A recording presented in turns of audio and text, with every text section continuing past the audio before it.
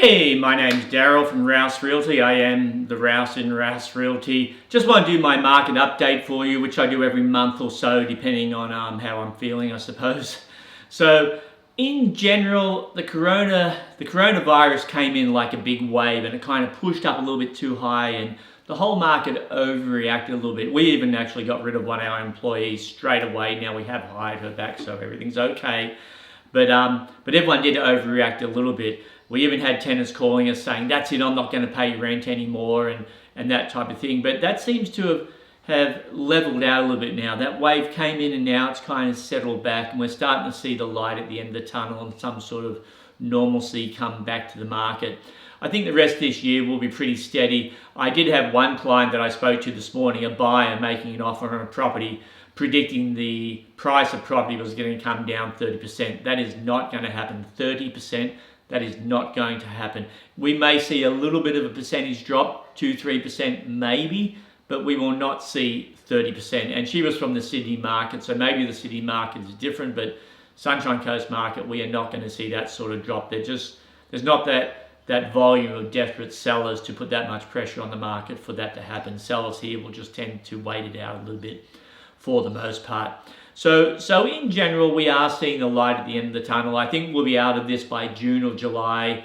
We may see a few little bumps, not necessarily because of the actual virus itself, but because of the things associated to it now, like trade, etc. with China. We may see a few little bumps there. I don't think it will really affect this area very much at all, but it will affect different parts of Australia, and from that, consumer confidence may waver a little bit.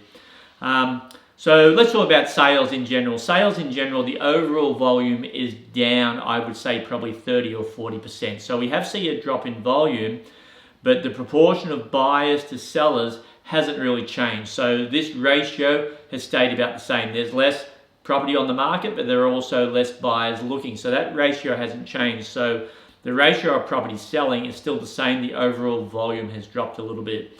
We have seen a slight softening in prices, but not necessarily price reductions, meaning if a property is listed for here and the seller would normally come down just this much, well, now they're coming down a little bit more. So we're starting to see that. In fact, I've only had one seller that I would actually call, I hate to use the word desperate, but a desperate seller where we got a really low offer and they said, we'll take it.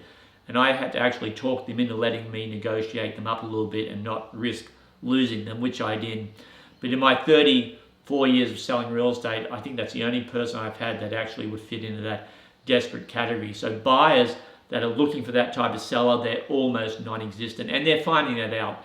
I just had a low offer come in this afternoon on a property, and it's just not going to happen. There's no way a seller's going to come down 70 or 80,000 on a $500 sale. Just not going to happen.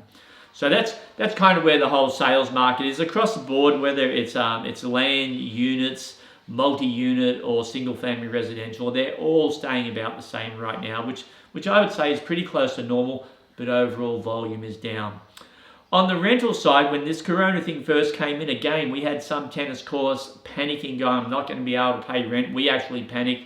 We even fired one of our employees that was just on the front desk. We've since hired her back, but we had that little bit of an overreaction also. So those tenants that did do that, there were a few that were going to abuse the system. Then luckily the Queensland government adjusted the rules and said if you are going to stop paying rent or want an adjustment, you have to prove that you've lost that income. So once that happened, the number of people wanting to do that decreased dramatically. In fact, I'd say out of 400 plus rentals, we might have had probably 10 or 20 total want to do that. My light just went out, so hopefully I still have enough light on me.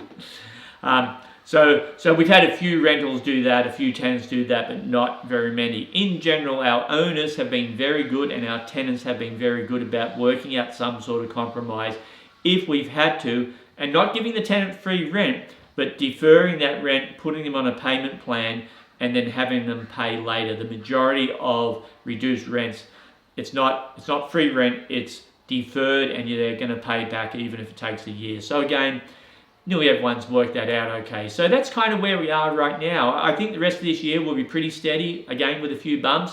I think next year we'll get back to normal, whatever normal happens to be, but I think we will get back to normal.